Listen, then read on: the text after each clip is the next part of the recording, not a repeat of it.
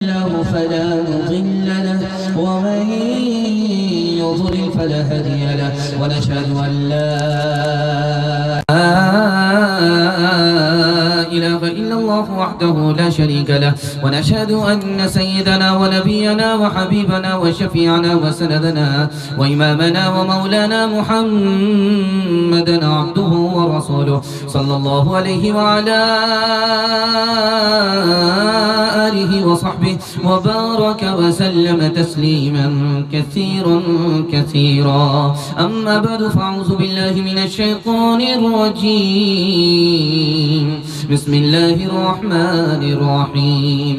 إنما يتذكر أولو الألباب. صدق الله مولانا العظيم. وقال النبي صلى الله عليه وسلم إنما بعثت معلما أو كما قال عليه الصلاة والسلام. سبحان الله وبحمده سبحان الله العظيم وبحمده يستغفر الله. صلى الله على سيدنا محمد صلى الله عليه وسلم. اللهم صل على سيدنا محمد يا رب صل عليه وسلم. علم کی دولت ہے ایسی لازوال جس کے آگے گنج قاروں پائمال. علم سے انسان پاتا ہے تمیز. علم سے ہے آدمی ہر دل عزیز. اگر تعلیم میں ہم کچھ ترقی کر نہیں سکتے ترقی کا ہمارا کوئی امکان ہو نہیں سکتا. ہمیں احساس جب تک خود نہ ہوگا اپنی حالت کا ہمارے حال کا کوئی بھی پرساں ہو نہیں سکتا. اگر تعلیم کی مشکل پہ قابو پا نہیں سکتے تو ہم سے کوئی مشکل کام آسان ہو نہیں سکتا. کرے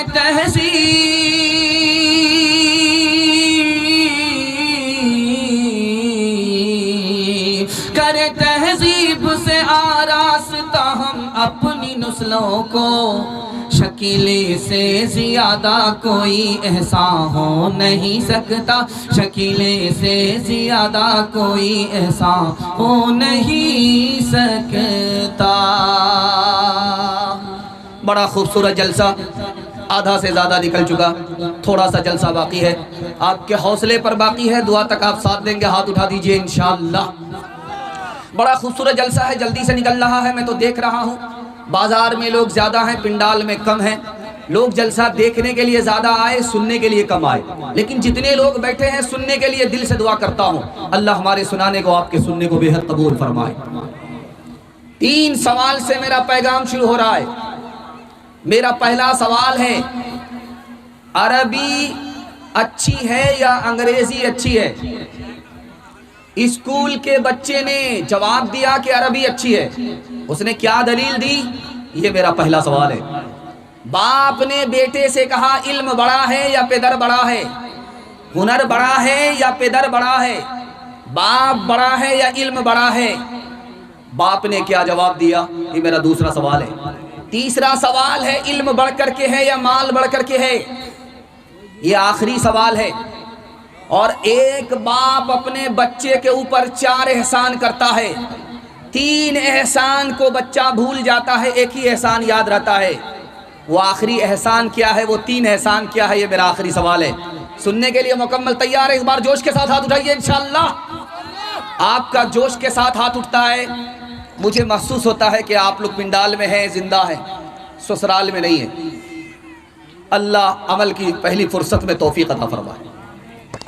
اسکول کا بچہ نکل کر کے آیا. ایک عالم نے اس کا ہاتھ پکڑا کہ بیٹا یہ بتاؤ اسکول سے پڑھ کر کے آ رہے ہو عربی اچھی ہے یا انگریزی اچھی ہے؟ اس بچے نے ایسا جواب دیا لاجواب کر دیا.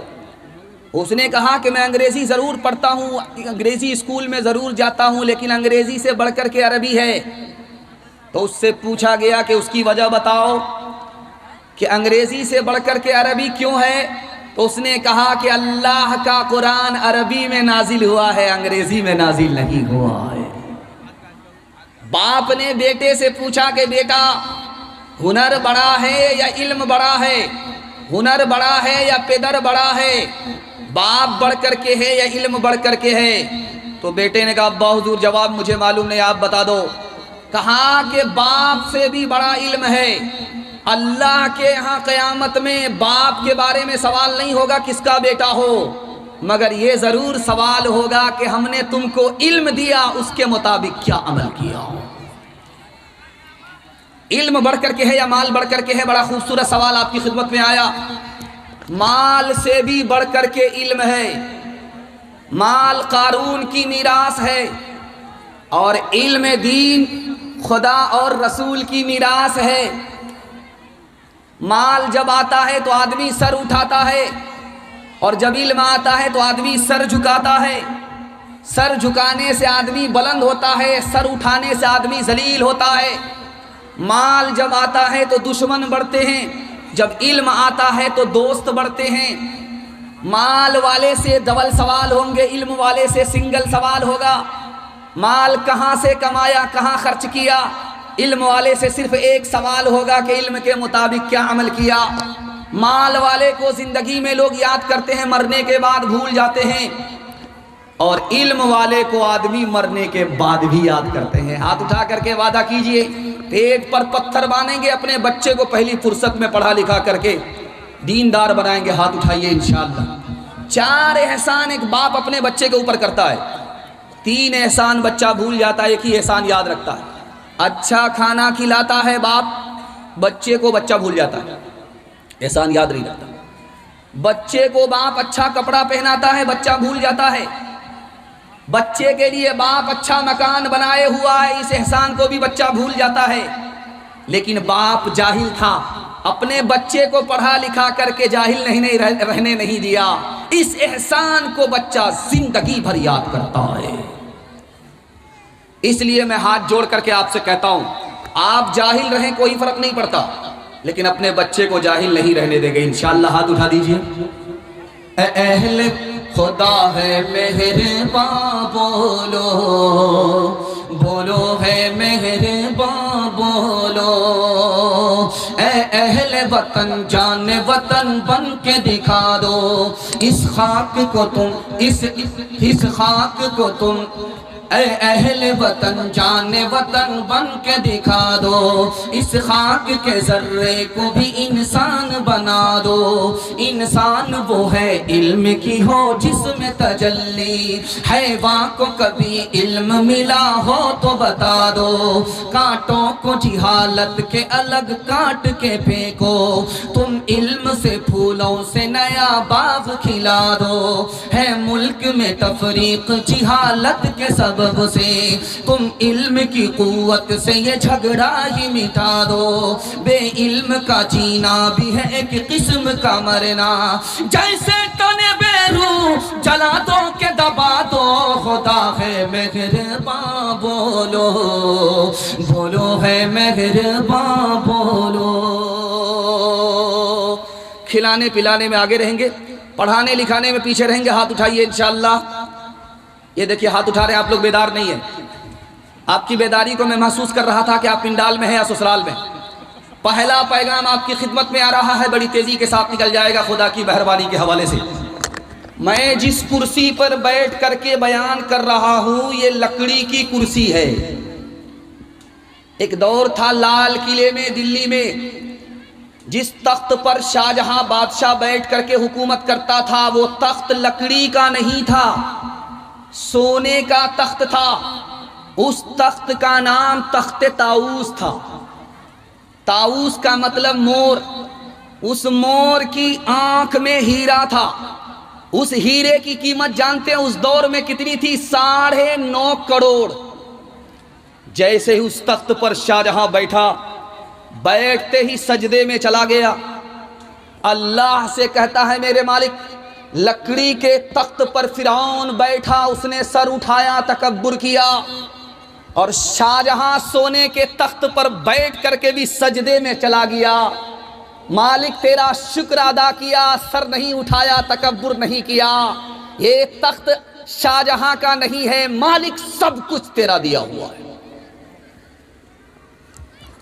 अल्लाह के रसूल जमीन से उठे, सफर शुरू हुआ, आसमान खत्म हो गया, अर्श पर पहुंच गए।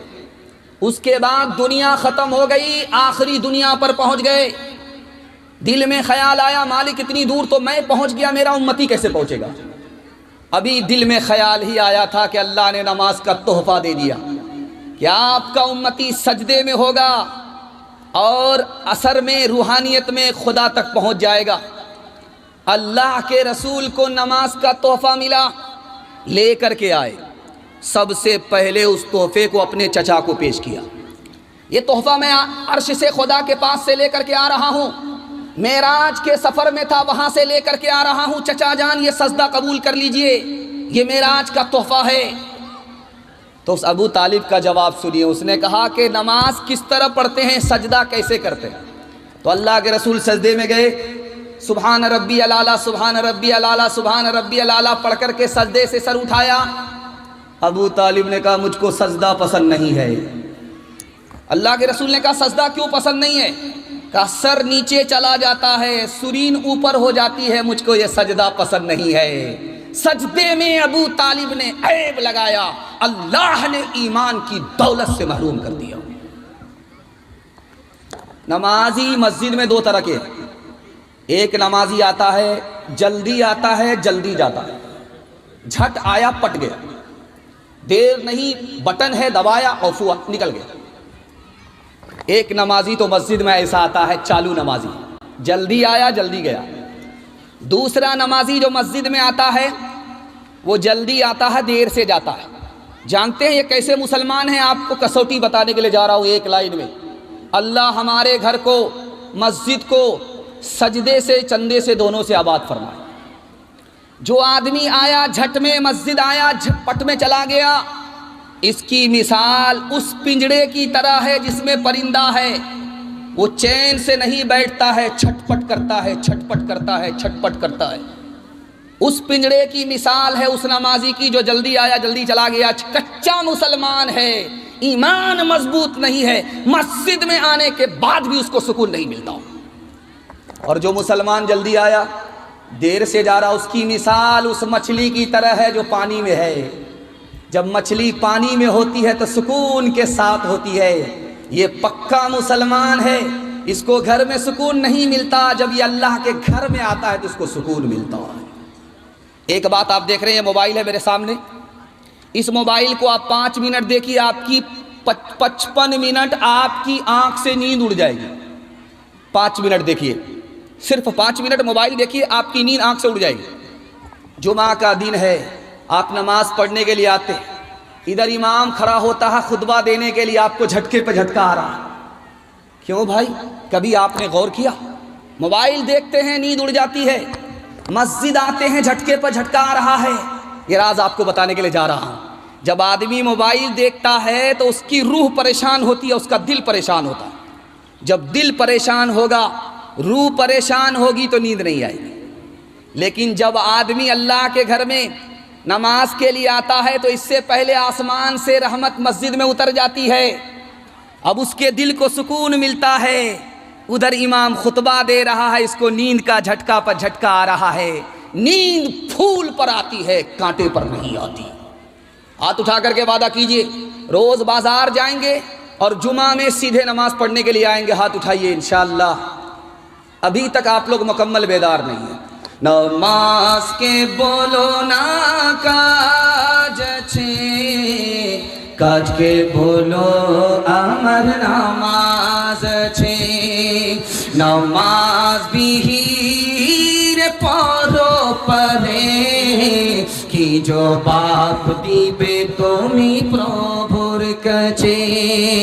फजर कटे घूमेर घरे जोहर कजे कजे, असर कटे खेलई दो